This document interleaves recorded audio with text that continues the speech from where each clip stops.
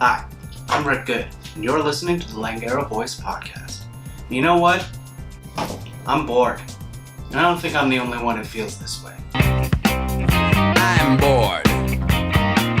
I'm the chairman of the board. Vancouver is chronically known as No Fun City, a name that I feel is pretty appropriate. If you don't have money for a bar or a restaurant, your options are pretty limited.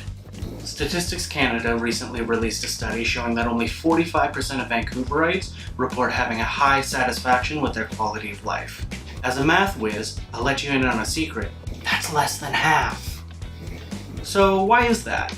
What do we have to be upset about? I mean, other than the rising price of housing, unaffordable groceries, imminent climate change, and a brewing trade war, but other than that, what do we have to be so upset about?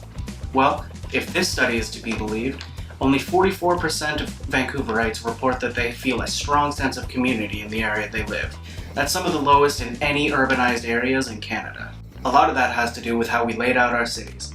We built the city around cars, and more cars. Now I know we have a lot of fancy people that need to get to really important places all the time, but the effect of that is an isolation from our neighbors and our community around us. This phenomenon has been dubbed the death of the third place. This means that in modern society, we kind of only have two places that we go. We're either at work or we're at home, and there's not really any in between. I mean, sure, sometimes we'll go to the bar and spend a bunch of money on overpriced beers, but honestly, if that's not in the budget, what's your other option? But hey, I'm just some guy. I mean, I'm a guy who did a bunch of research and put together this video and talked to people, but whatever. Let's talk to an expert. Michelle Guyon-Creeley works for Happy Cities, an organization that works with cities in planning new areas and making them more human-forward. Michelle had a lot to say about our city and a lot of what needs to be done. So let's talk to Studio Rick and see what the deal is.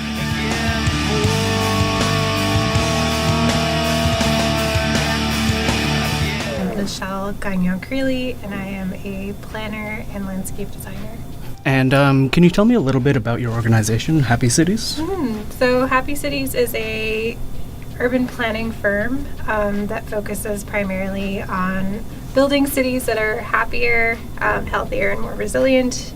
So how important to community is kind of the overall city layout? It's everything. I think a well-designed city, or a city that's designed where community is at the center of it, it makes for a healthier and happier city. I think that a lot of the time Vancouver gets the no fun city moniker. First of all, do you feel that that's earned? Yeah. I think that Vancouver is often afraid of change. Mm-hmm. At the same time, I feel like it is a community that is can be kind of rigid on the outside, but is actually very caring and wanting to do different things. And so there's some very cool examples of gardens and spaces that have been built as a result of people wanting to really take agency over this space. I guess I just wanted to so growing up I had youth centers in town. I grew up in New West, which is a little bit smaller and a little bit more community based, I'd say. Yep. So we had youth centers and stuff like that, but then when I grew up it was okay, now you're an adult, you have money, go to the bar now. And it's or go to this restaurant, and other than the downfall of capitalism, I guess, how do we create spaces where people don't have to spend money? Yeah, that's a really tricky question. Yeah, because stage capitalism is just generally terrible.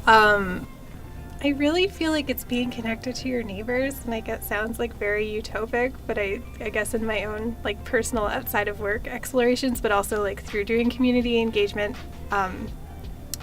the being really connected to the people around you really makes such a difference in how you view a space. If you're feeling welcome and not lonely and feeling very connected to something beyond yourself and your home, or seeing that your home fits into the puzzle of your neighborhood, that's a really special feeling.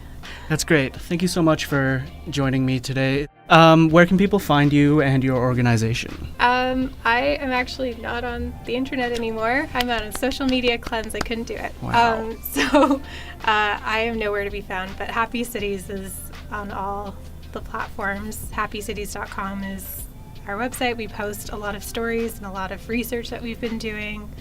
And we also have a pretty fun newsletter. So Awesome. Yeah. Thank you so much. Thank you. Take care. You too. It's 10 p.m. Do you know What we're doing tonight? So it seems like the solution isn't just move out of the city like a lot of people say. It's a little more complicated than that for most people. Change is coming, and hopefully the developers who are building these giant high-rises can be convinced to make their amenities a little more human instead of Honda-centric, but we'll see. It seems like the best course of action, right now, is to build community in spite of the isolation. One of the best ways to do that is through common ground. Find something you like to do and go do that thing.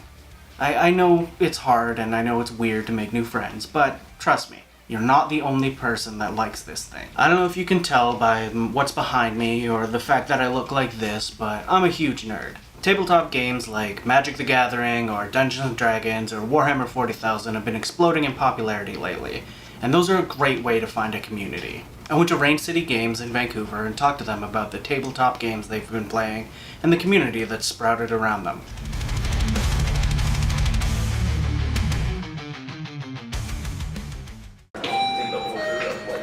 Located in Vancouver, Rain City Games has been building community around nerd culture.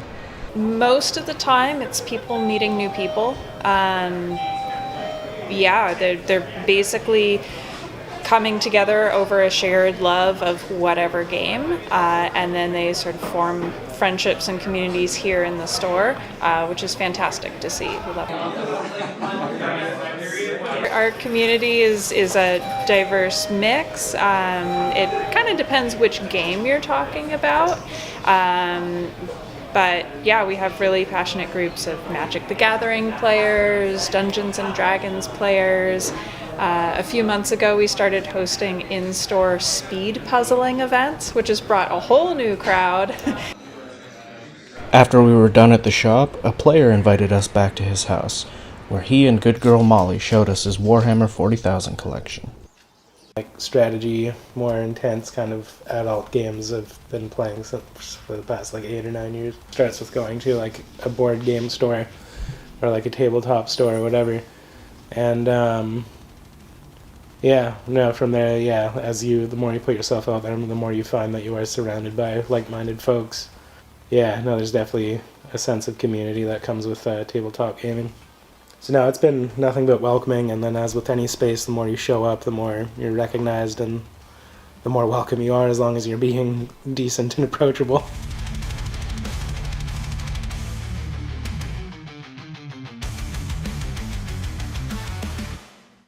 So, if you like nerd stuff, or even if you don't like nerd stuff, go find a community. Go find some people you like being around. Because it's not your fault that you feel isolated, but you can do something about it. For the Langara Voice, I'm Rick Good.